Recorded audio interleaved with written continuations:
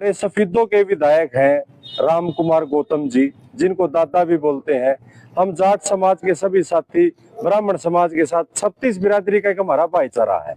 हम बिरादरी के अनुसार दादा भी बोलते हैं गौतम जी को, परंतु वो लगातार समय समय पर एक ऐसी आपत्तिजनक टिप्पणियां करते हैं समाज को लेकर के।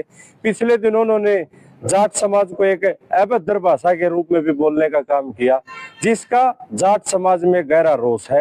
हमारे को लगातार समाज के साथियों के फोन आते हैं, अभी आपने भी जाट समाज के अंतर्राष्ट्रीय जाट संसद के बैनर के साथ मिलकर के इनका विरोध करना चाहिए।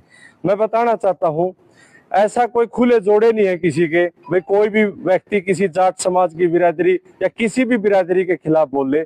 सबसे पहले तो हमारे 36 बिरादरी का भाईचारा जरूरी है। जब ये राजनीति के उच्च पदों पर जाकर के बैठते हैं, उससे पहले वोट लेने के लिए जब ये हमारे बीच में आते हैं, तो जब तो जाट बिरादरी और 36 बिरादरी प्यारी लगती है। और जब ये उच्च पदों पर बैठ जाते हैं जाने के बाद, फिर इनको ये समय समय पर टिप्पणी करके बिरादरी को तोड़ने का काम करते हैं। मैं तो वर्तमान सरकार में जो जिस पद पर भी वो विधायक के पद पर आसीन है, मैं कहना चाहता हूं इस सरकार में भी बहुत सारे मंत्री हमारे जाट समाज के साथी बैठे हैं। अगर वो चुप है तो वो भी उनका सपोर्ट ही कर रहे हैं। अगर वो जाट समाज के हमारे साथी उसमें बैठे हैं समाज की पार्टी में, उनका भी उसको विरोध करना चाहिए। अगर उम्र दराज है दादा गौतम जी, तो उनको अपनी उम्र का लिहाज करना चाहिए और उन्होंने समझदारी का काम करना चाहिए। दादा का तो एक काम होता है प्रजा को और अपने परिवार को, पोते को, 36 बिरादरी को एक साथ जोड़ करके चले, परंतु वो समय समय पे आकर के गलत टिप्पणी करके एक बहुत ज्यादा गलत काम कर रहा है। मैं आज अंतर्राष्ट्रीय जाट संसद के बैनर के साथ मिलकर के और सभी मेरे साथी और बड़े चाचे ताऊ दादा के सहयोग से मैं खापों का आह्वान करना चाहूंगा।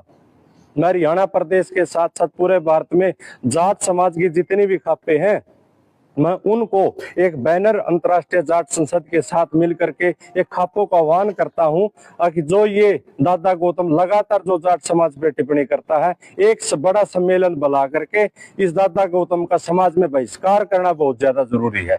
अगर ये ऐसे हमने समय समय पर आकर के समाज की इन भावनाओं को ठेस पहुंचाने का ये काम लगातार करेंगे, ऐसे तो हमारा समाज बिखर जाएगा। परंतु हमारे को समाज को जोड़कर चलने का जो पुरानी परंपरा चलती आ रही है हमारे दादे चाचा की, जो कि हम खेत में काम करते हैं तो वहाँ 36 बिरादरी की जरूरत पड़ती है। अगर कोई एक हल चलाता है तो उसके साथ सभी बिरादरी के साथी मिल करके उसकी खेती की नुड़ाई करते हैं, कटाई करते हैं, जड़ाई करते हैं, मंडी तक पहुंचाते हैं, और जो वो फसल तैयार होती है वो 36 बिरादरी खाने का काम करती है और पूरा भारतवर्ष खाने का काम करता है। अगर इस तरीके से अगर कोई व्यक्ति अपनी सस्ती लोकप्रियता चमकाने के चक्कर में या कोई पद लेने की लालसा में या कोई मंत्री पद की लालसा में अगर जाट समाज को ठेस पहुंचाने का काम करता है, तो वो उसकी सरासर गलती है। और ऐसे समय पर आकर 36 बिरादरी को मजबूती देने के लिए मैं खापों को आह्वान करने की जरूरत है। अगर वो समय पे आकर समाज में आके या तो वो माफी मांग ले, अगर वो माफी नहीं मांगेगा तो मैं सभी खापों को एक प्लेटफॉर्म के माध्यम से बुला करके उस दादा गौतम को सामाजिक बहिष्कार करने की जरूरत है। उसको किसी भी समाज में और किसी भी प्रोग्राम में उसको बुलाने के लिए हम सरासर उसका विरोध करेंगे। तो मेरे जो हमारे अंतर्राष्ट्रीय जाट संसद के साथी बहुत सारे वकील भी हैं, दिल्ली हाई कोर्ट में भी है, चंडीगढ़ में, मेरे कल भी उनसे चर्चा हुई थी।